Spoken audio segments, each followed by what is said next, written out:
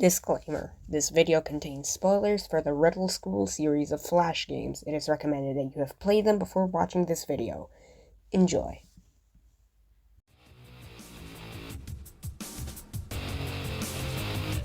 The year is 1999. A historic school shooting has taken place just 3 months ago. The United States are shaken forever. You are Thomas Charles Fulp, a 21-year-old programmer. The events that took place that fateful day inspire you to create a fairly innovative game for the time.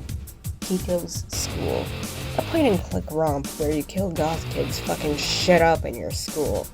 But now you need a platform to release this game on, so you create Newgrounds, which would go on to shape internet history alongside Pico's School itself forever.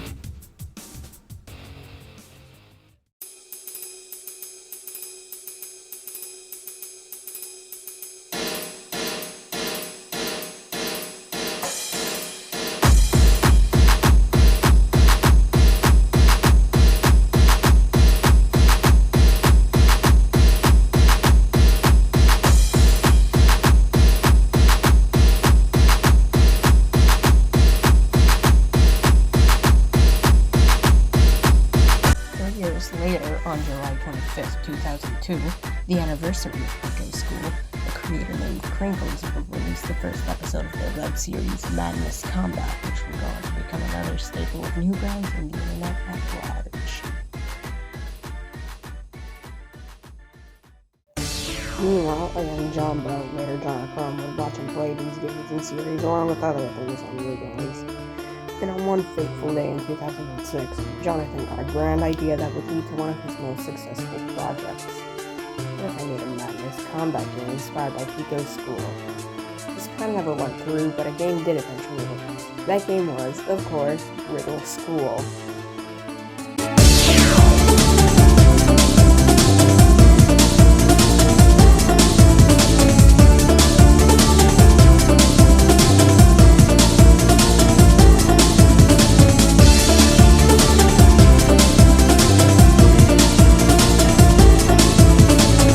This game was fairly bare bones and linear with incredibly simple puzzles. The game could be beaten in less than a minute, but the formula clearly worked, so a few months later, John made a sequel. This second game improved upon the first in every way outside of art style. The puzzles were a bit more complex, but not to their detriment, and the map was actually original this time around. The formula was still the same as the first, same with the third, but the fourth game did something new. It was an April Fool's prank, wherein Phil Egtree, the main character who has been in high school since Riddle School 3, fucking dies. He falls into a pit of lava under the school.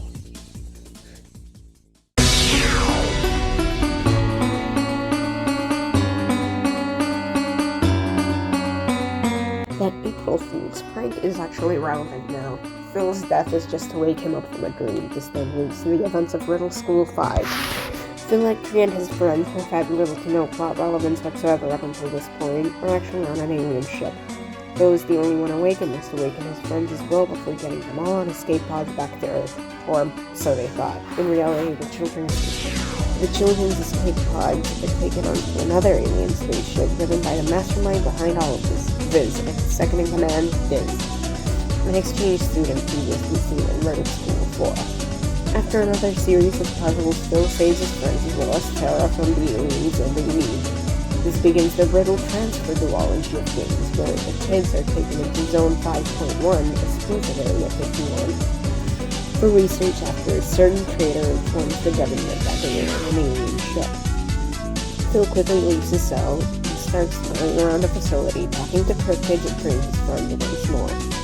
They all flee and eventually end up in a teleporter room. They go back to Riddle Elementary School, which has been taken over by Viz's third in command, Quiz. Phil shatters the alien's ego enough for him to switch sides to fight Viz, who is now planning to destroy Earth once and for all. After 3 relatively simple puzzles, Phil goes back to Terra as Quiz's ship self-destructs, taking his ship out in the process. The children go on to live a normal human life, till in Smelly Sunday one of his friends get married and everything ends on a bittersweet note. To those of you who haven't played these games and ignored the spoiler warning, you might be wondering why they have such a special place in both my and many others' hearts. And to that I say, strap the fuck in, bitches, because we're just getting started. That was just a plot summary of the series. Now it's time for the really good shit. First off, we have the fact that Riddle School is just really funny. And silly references that get a chuckle out of you, like the "or it could be had" from Riddle School 2, or just flat-out original jokes like the gamer principal from Riddle School 3, the monkey doll ending also from Riddle School 3, or Phil just grabbing the keys in Riddle School 2. These jokes aren't the funniest things ever, but they all got a good chuckle out of me.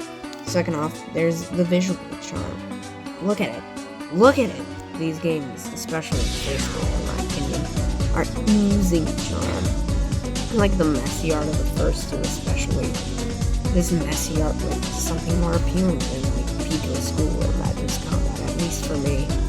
There's just something cool about not having everything be made out of specific segments and having more than one angle for a character.